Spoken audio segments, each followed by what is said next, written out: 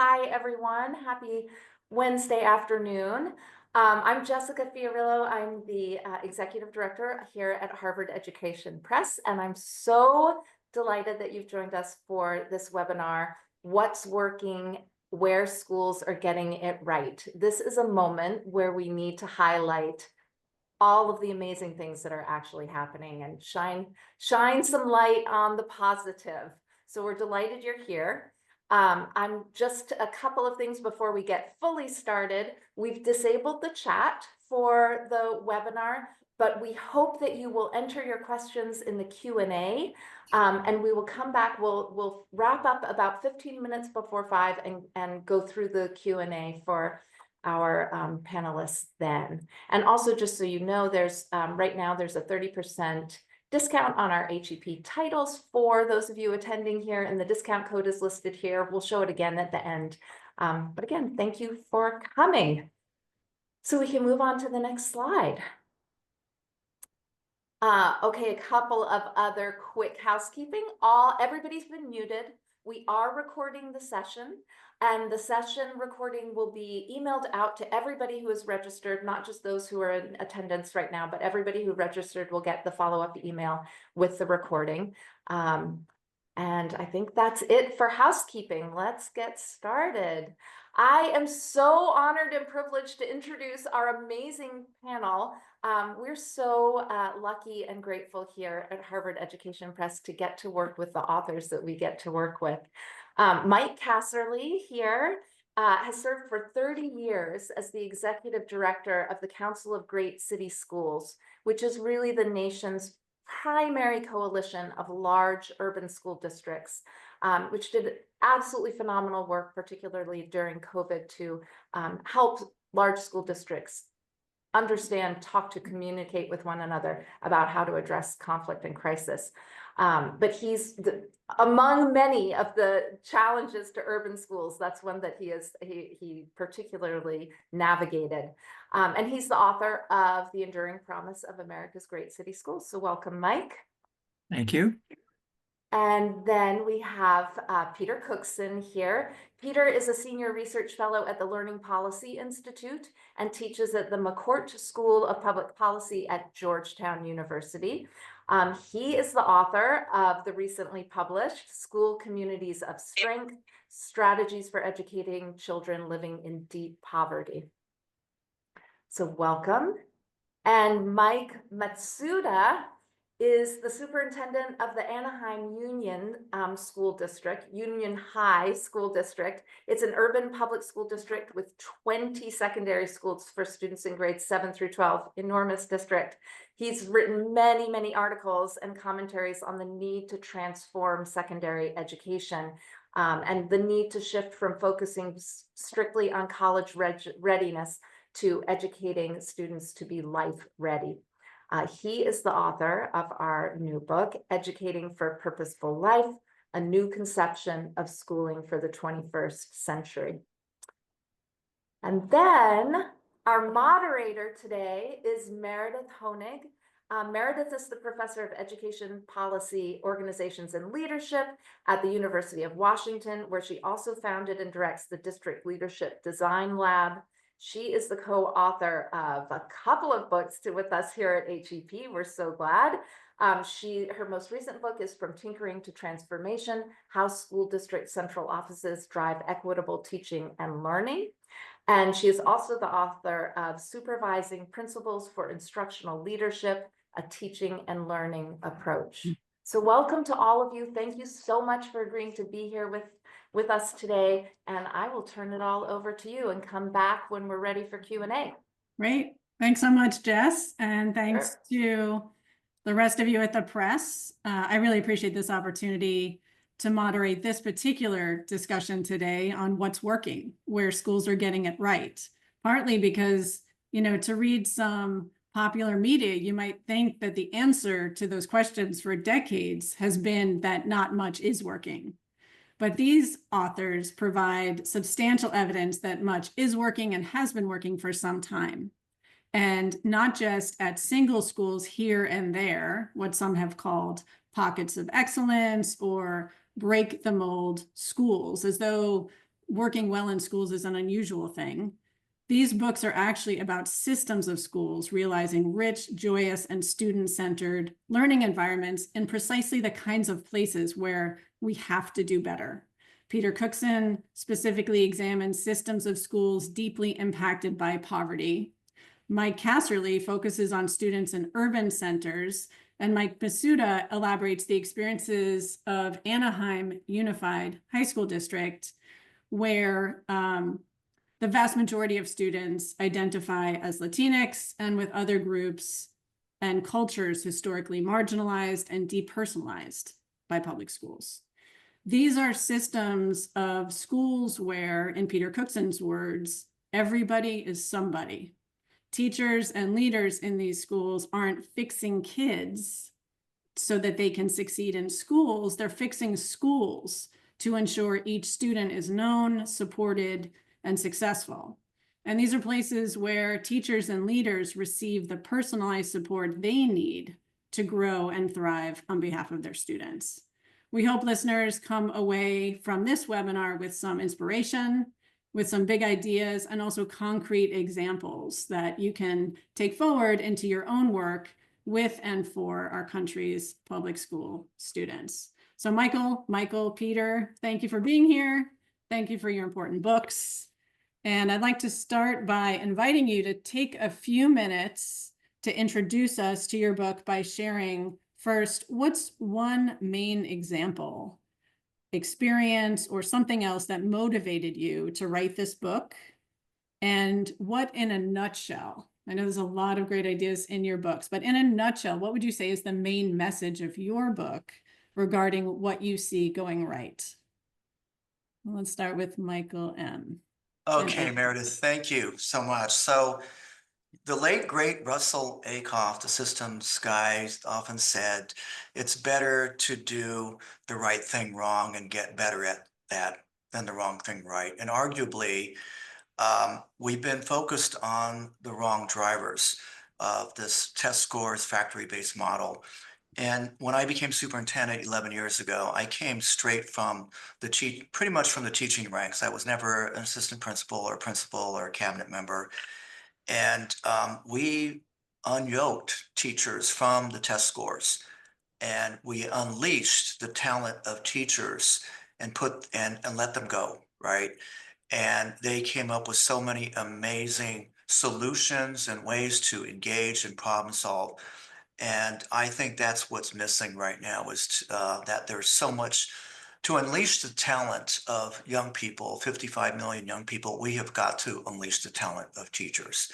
And we'll talk more about all the different things that we're doing later in the show. Great. And was there one experience or anything that motivated you to write a book? Having written books, we know, all of us, that is not always a joyous endeavor. So what motivated you? Well, I'm the son of parents who grew up in Anaheim, but were put in internment camps in World War II, American citizens. And on the one hand, only in America could her son grow up to be the superintendent, but there's obviously been a lot of sacrifice.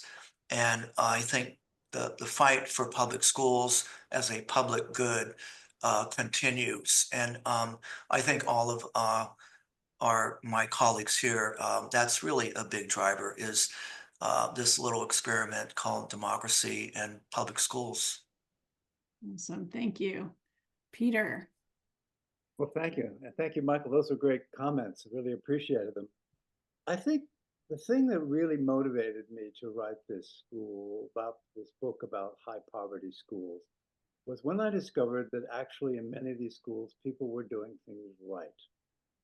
And there were a couple of essential elements that went across I visited schools in many different states and that I thought were meaningful and motivated me to try to spread the word. Number one is the very idea of somebodyness and that all children can learn. I mean, in a deep way.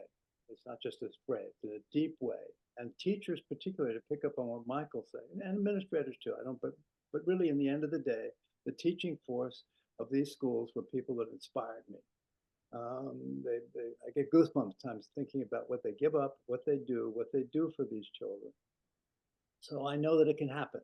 they can make great schools for these kids that need all kids, but for these kids that really need a great deal.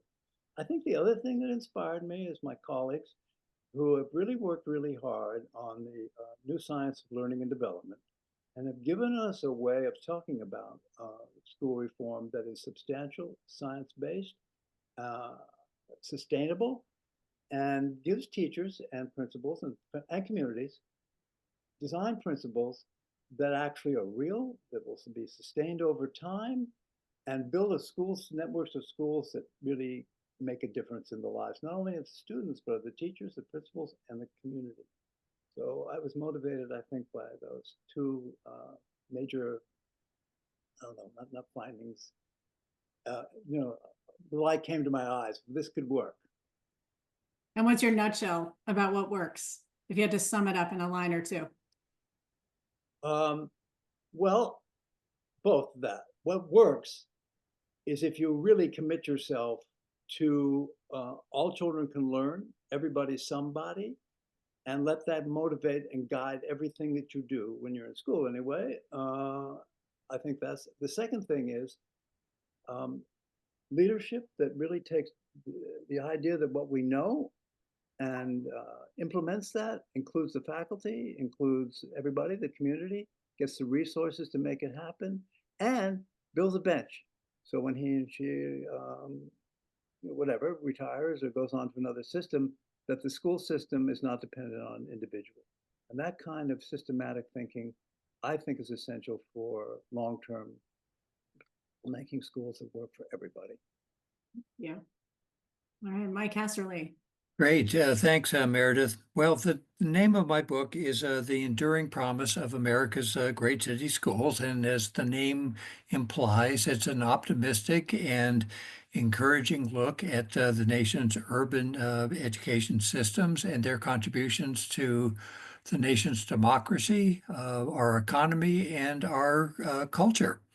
I was prompted to write this book because I thought there was a need for a more balanced narrative around the progress that urban education had actually made in the 20 years or so before the pandemic.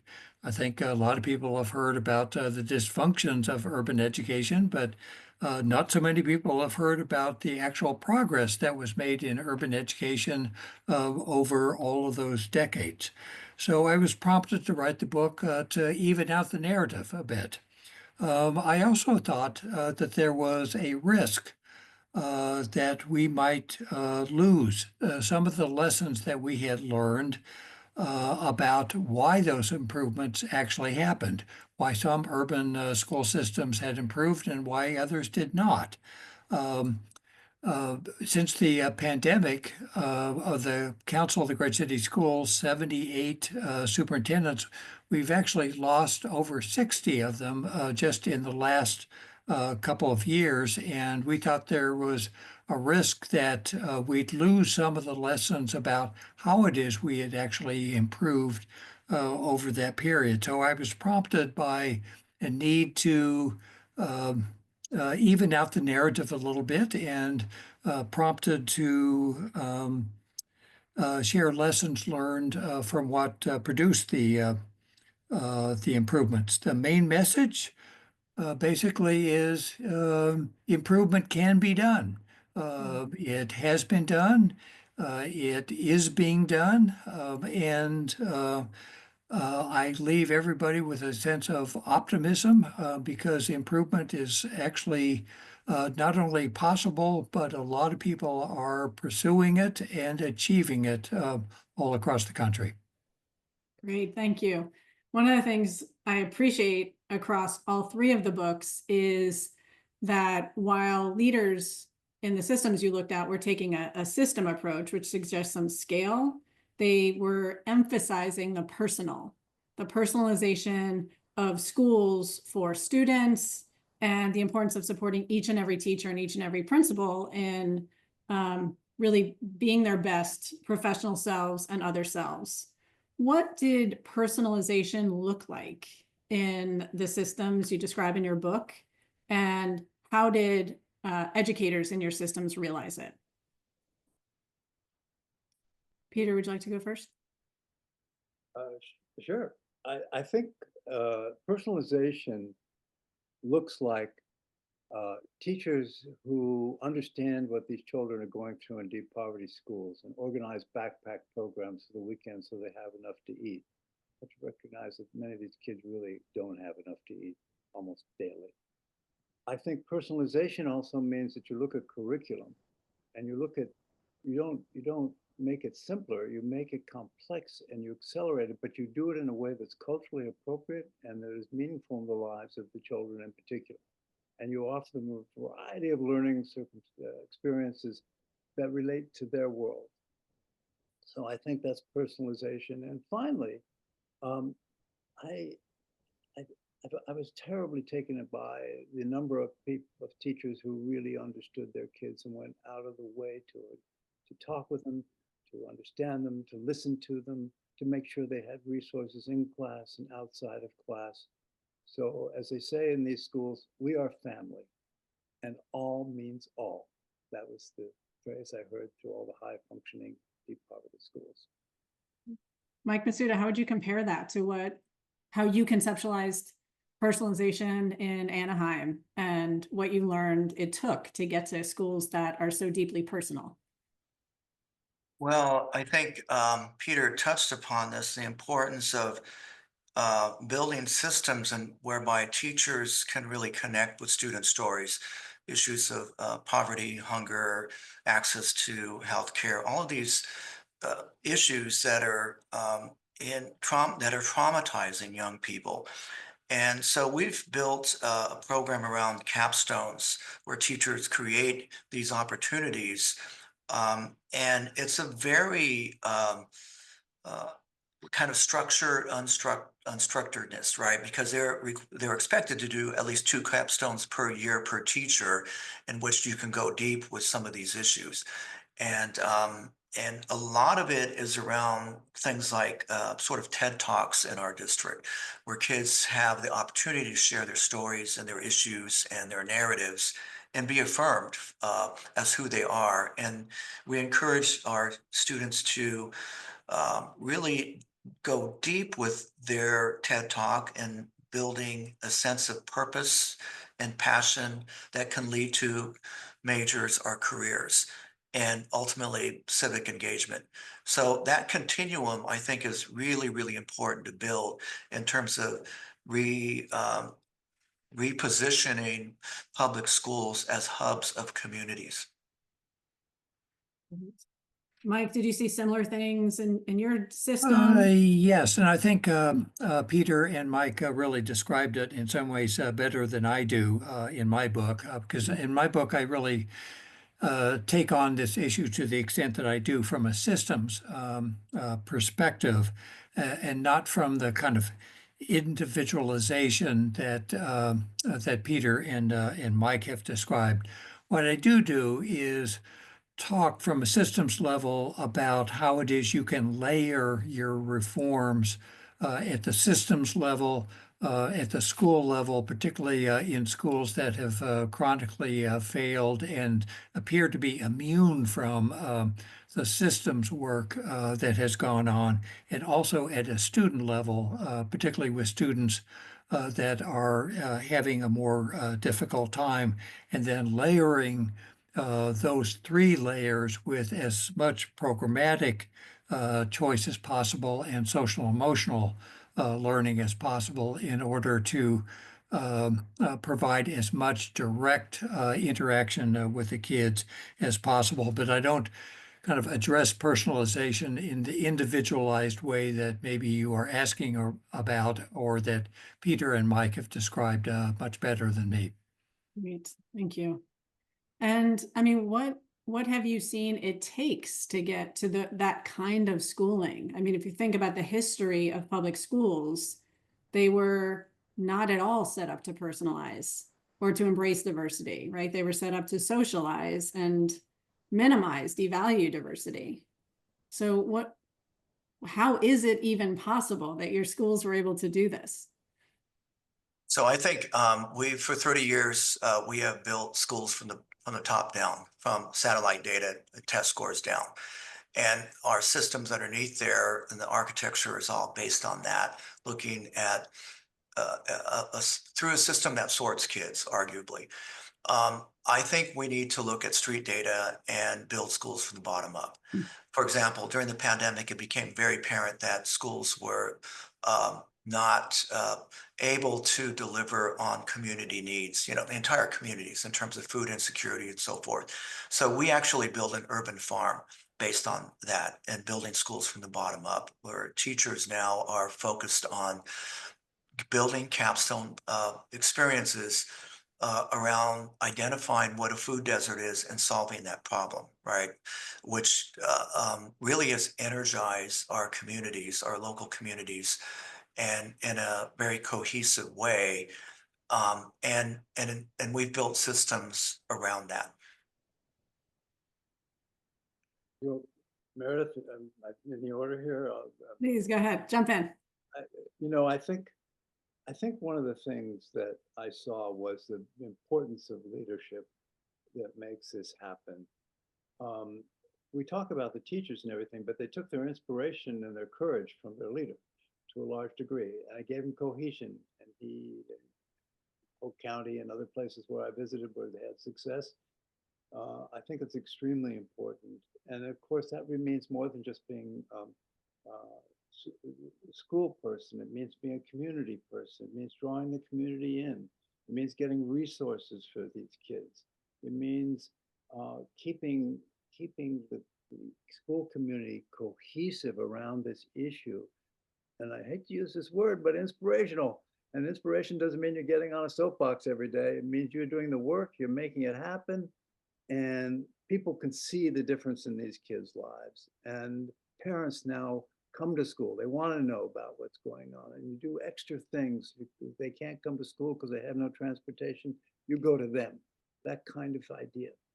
And I think that builds a really sustainable school system of school.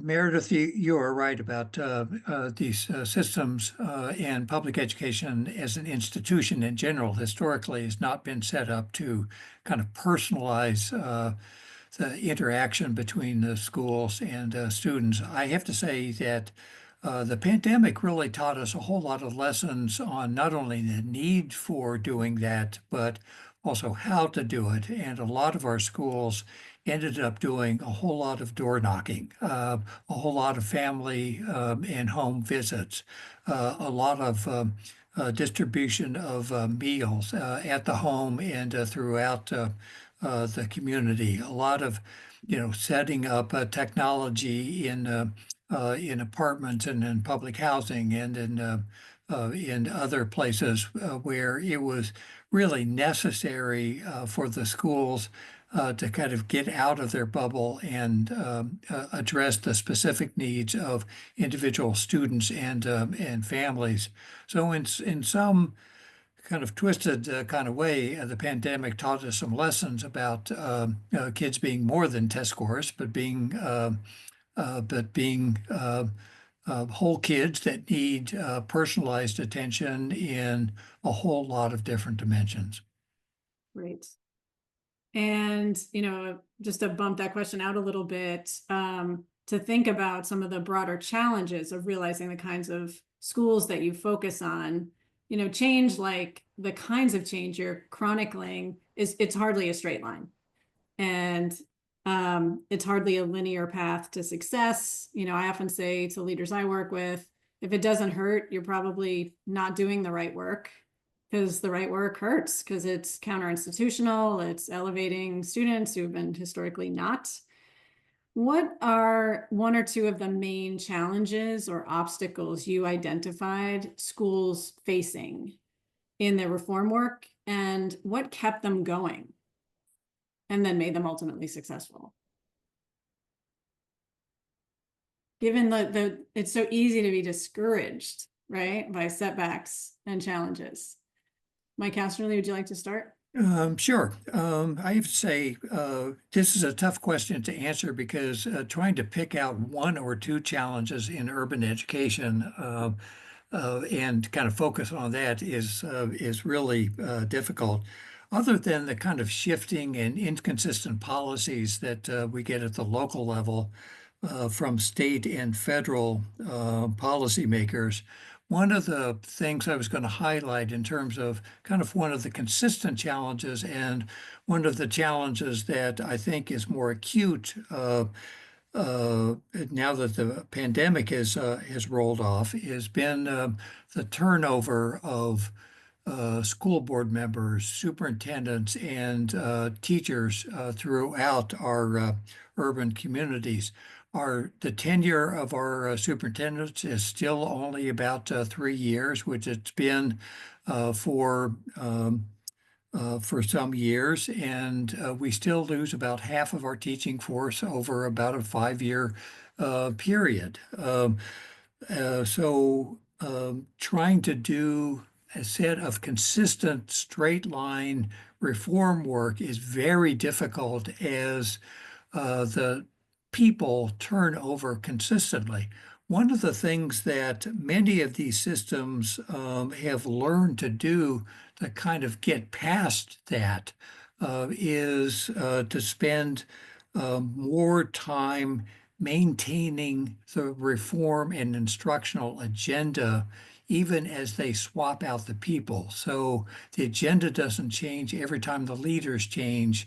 The agenda stays the same. It's largely defined in the same way, and people kind of understand it as people are transitioning in and out of the system. Mike Matsuda, you kind of deviate from that typical pattern of a short-term superintendent. You've been in the chair for a while, so smooth sailing in Anaheim, or did you guys face some challenges? And if so, how did you stay the course? No, it's never smooth sailing, as my colleagues know. I mean, but I think in the book, I talk about 3-level chess, and the first level is school site level, very complex to operate.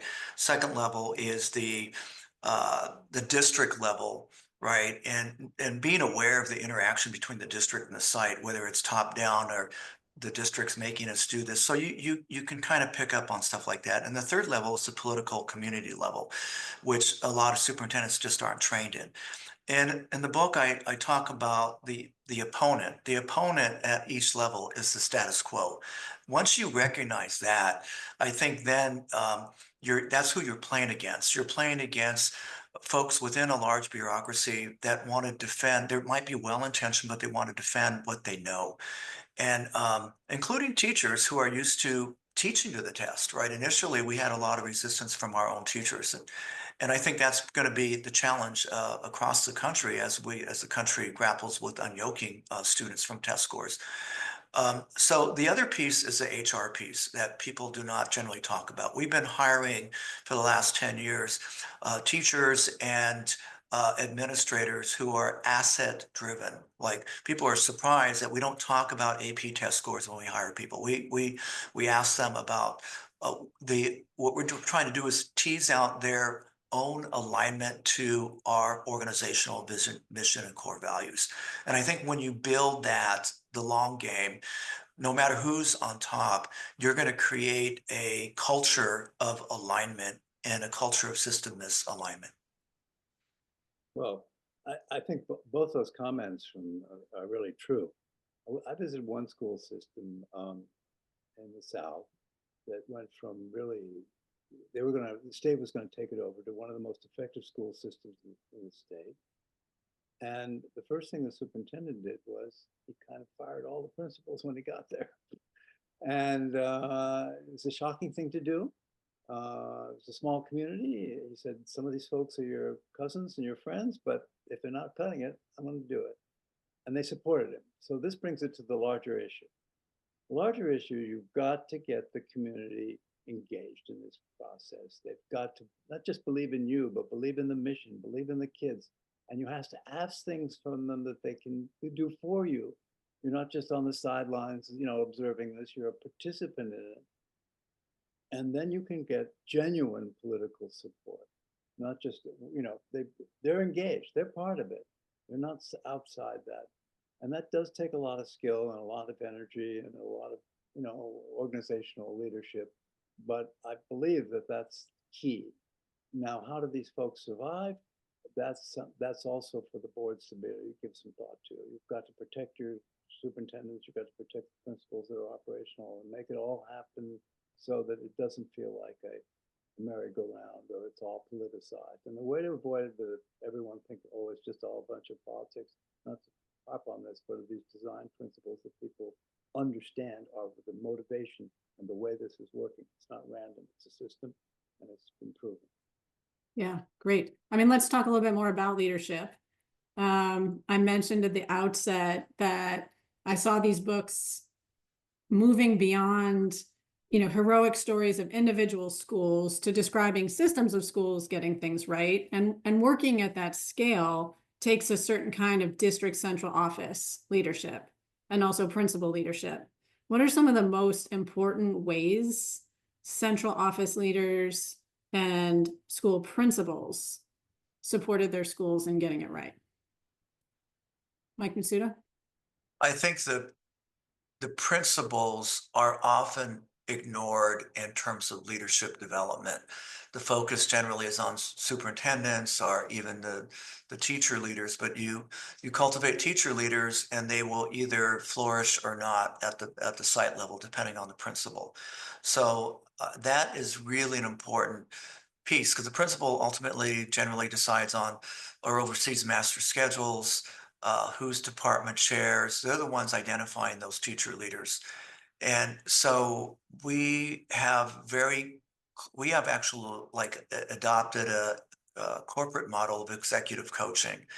And we've brought in some outside folks who are really good at helping our principals manage their lives, but also manage changing the status quo. Our district moves a lot of cheese, like with our associations and parents, stuff like that. So I think the principal is key to transforming school systems and ensuring that there's cultural alignment with the vision, mission, and core values. Because so often you see articulate, charismatic superintendents with the poster of vision, but it never moves to practice. Right.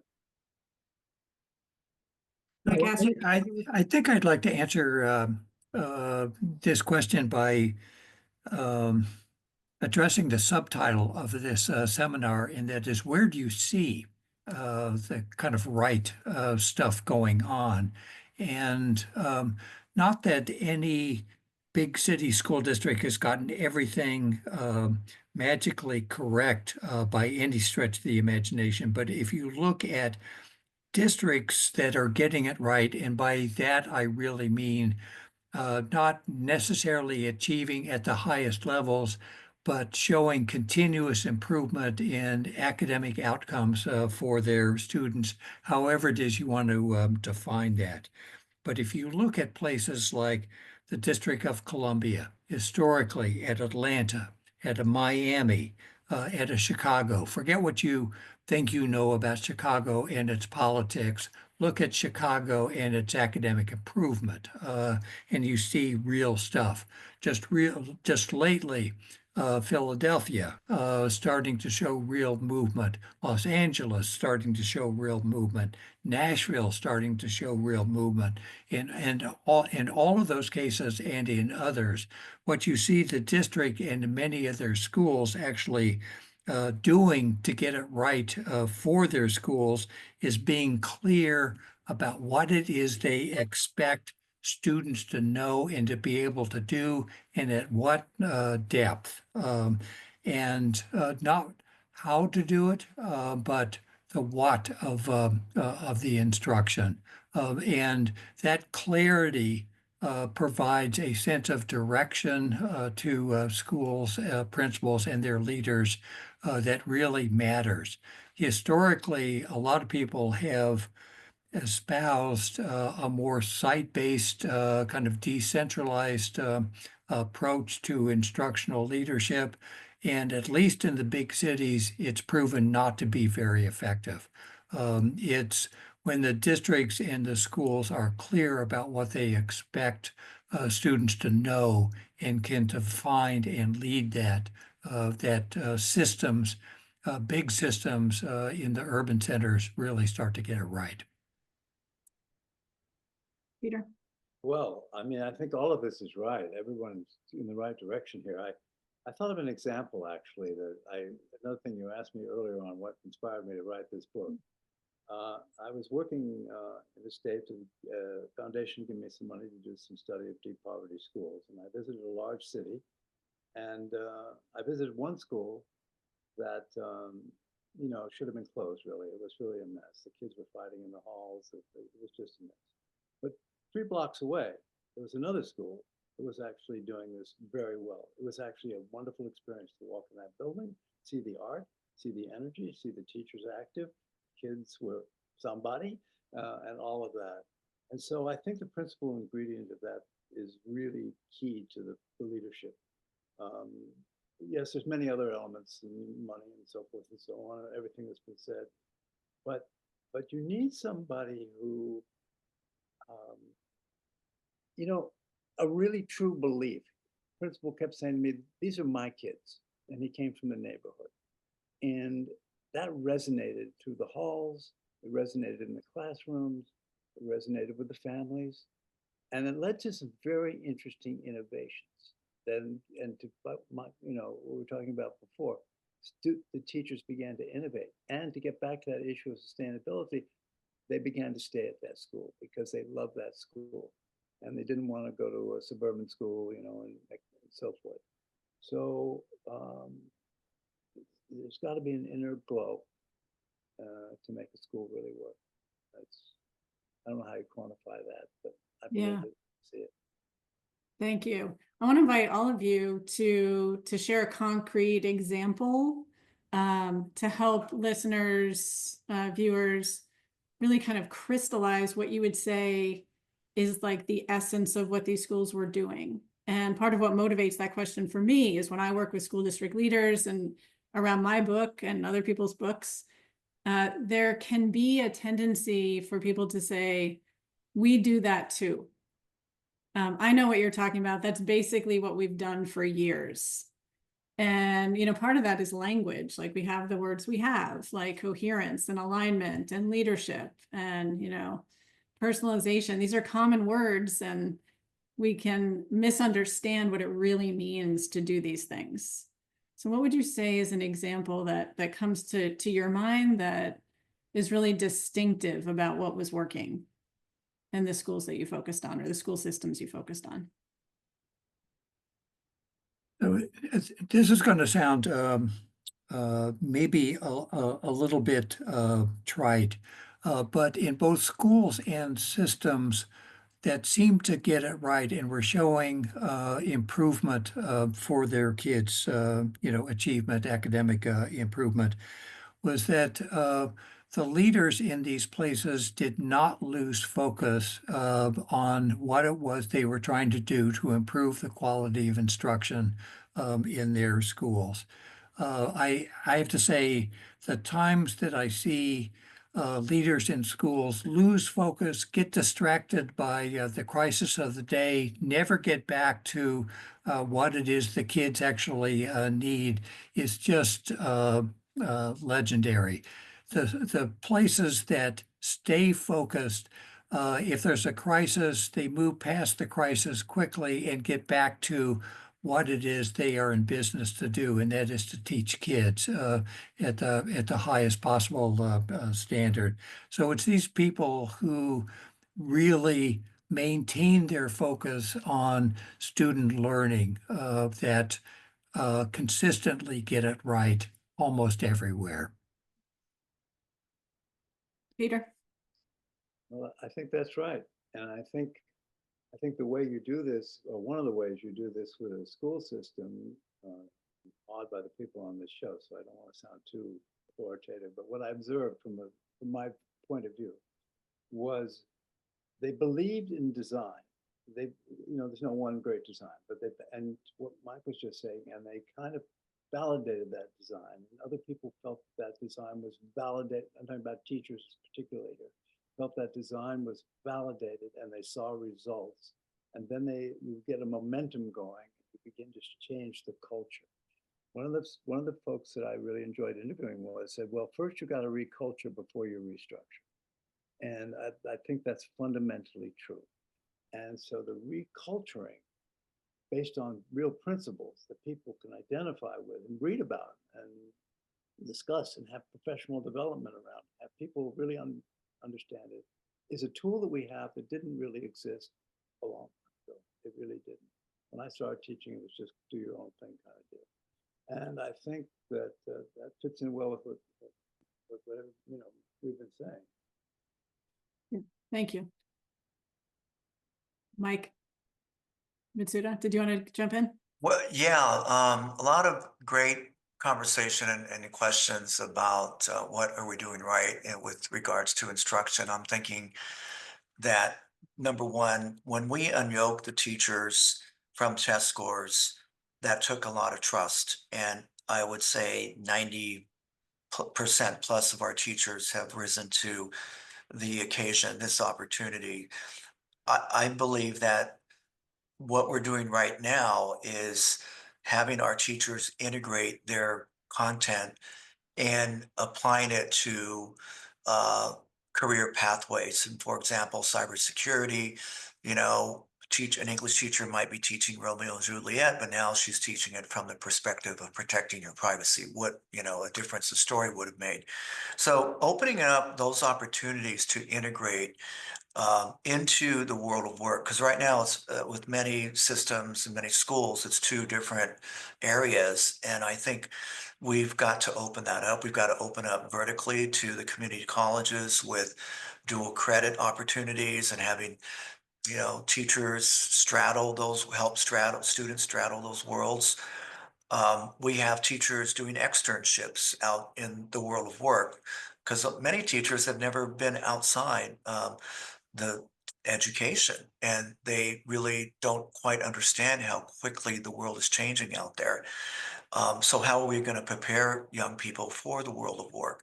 So I think these are areas where, if you allow teachers to really innovate and develop themselves in their own mastery, um, wonderful things can happen. I think that's my message is if we can unyoke the amazing talent in front of us, we can really change America. Yeah, and maybe unyoke schools also to see their walls as permeable. As you think about things like global warming, right? That's you don't have there's no credential in global warming. There's no credential in cybersecurity or artificial intelligence. Yet these are areas that we've got to prepare young people to grapple with. Awesome, thank you. And speaking of teachers, we do have a number of teachers watching and listening to this conversation today. Before we turn it over to the listeners and their questions, what would you say are one or two lessons your book offers for them, classroom teachers, about how they can lead the right work forward? Mike Casserly? Two things. One, don't give up on high expectations for all of your kids ever. And two, stick to grade level work as best you can, and don't be tempted to fall back into remedial strategies every time you see unfinished learning in the classroom. High expectations, grade level work. Thank you. Peter? I think those are both right. I think the other thing is we need to be creative and to really look at the needs of your students in a deep way and figure out how you can do that. And then have classroom innovations that actually meet their needs. And when you see that in a deep poverty school, you see these kids learning exploding. And I would say that would be the thing that I would really focus on, giving them teachers the freedom to engage what they care about most, which is each other. Awesome. Mike Matsuda, what's your advice to teachers about how they can lead some of this work forward? I think to practice your breathing and your mindfulness. I think it's going to be a very rocky road ahead. There's going to be a lot of disruption out there, and I think we need to continue to find the joy in our profession of educating young people, find the joy in hearing their stories and affirming who they are. I believe that's the way forward. Thank you. Jess? Yeah, I will jump in now. We have some fabulous questions in the Q&A. This one really captured my attention.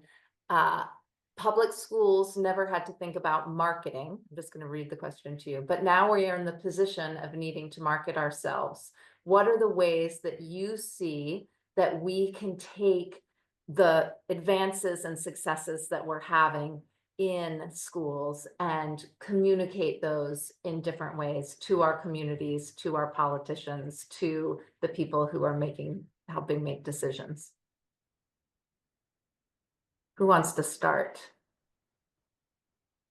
I think in social media, we begin with that and bring those tools into the classroom.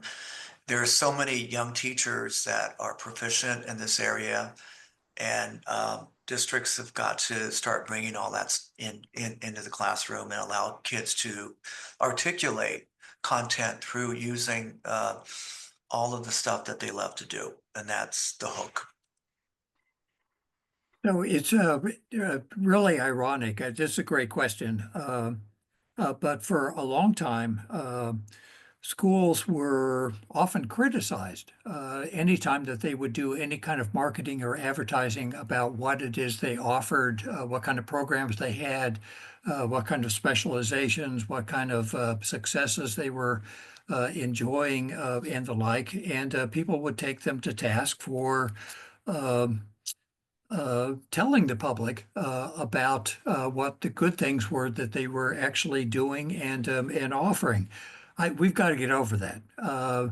This is now the time, if there ever was one, to use every media tool at our disposal, every argument at our disposal, all of our parents and our teachers and everyone else to tell the great stories about not only the successes that we are having, but how it is we are welcoming immigrant families into our schools and helping them out.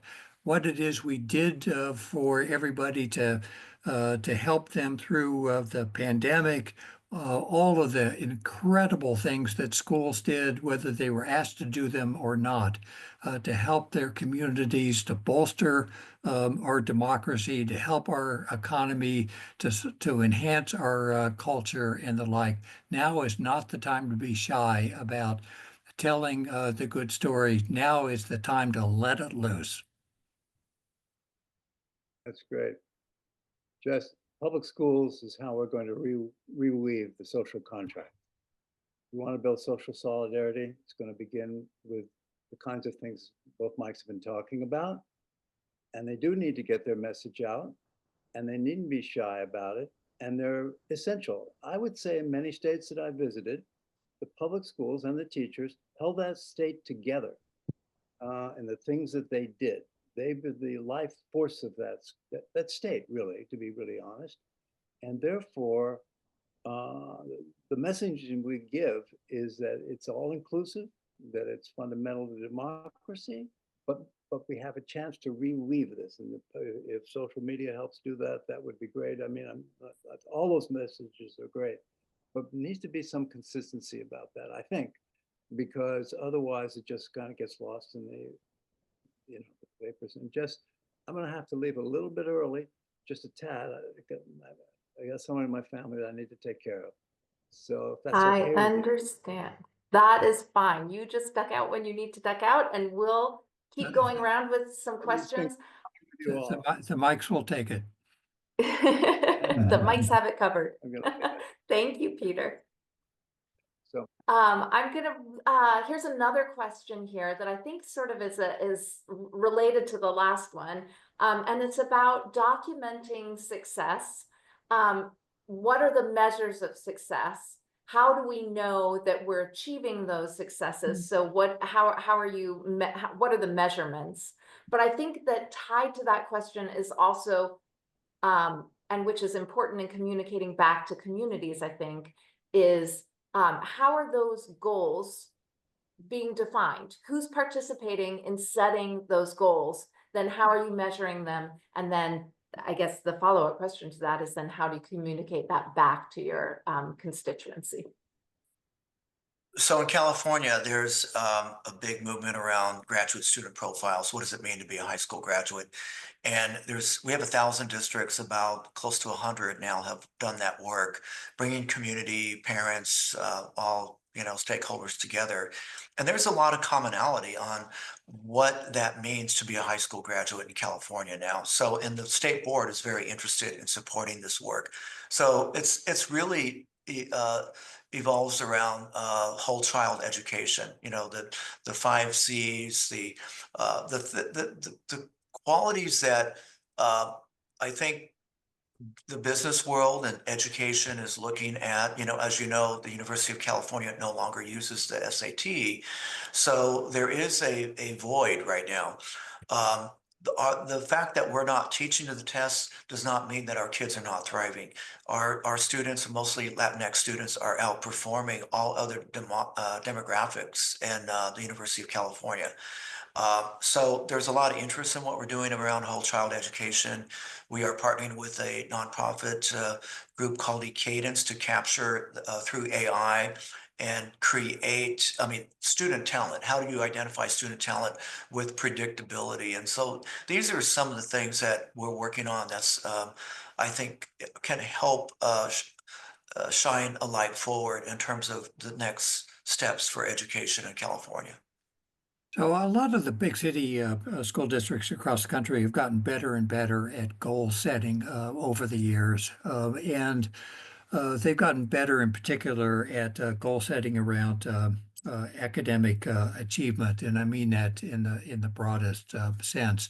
And most of them at this point are using some key performance indicators of some kind or another, and they range anywhere from AP scores to attendance data to student testimonials on their social emotional health, their feeling of safety and well-being in the schools and the like.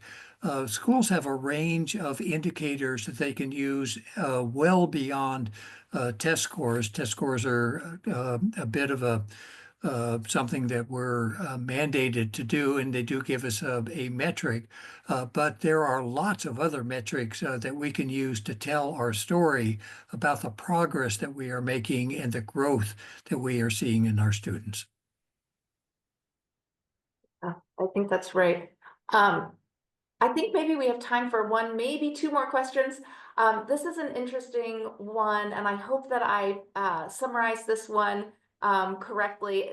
The person who submitted this can correct me if I don't. But can you talk a little bit about the balance of support required of parents and families to sort of supplement or offset the work that's happening in central offices, administration, school leadership, and principals? Do you want to start on this one? You're muted. Oh, I'm just clarifying what the question is again.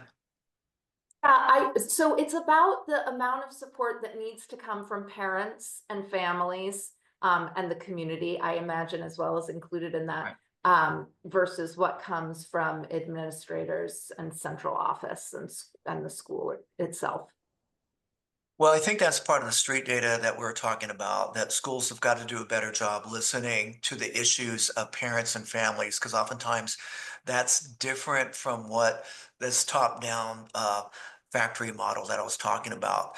And we're at an inflection point with education right now, because there's alternate models that are popping up, this micro schools that are growing across America, giving parents and students more choices. So I think this is the time to take the big mirror and look. I'm talking about the district office and school leaders and board members to really examine what is the purpose of a K-12 education. So the issue of parents has become a little bit of one of those kind of culture clashes that we see in the kind of political arena. The truth of the matter is that schools need parents, need parent engagement, whether you're a traditional public school or a micro school or a charter school or any kind of school.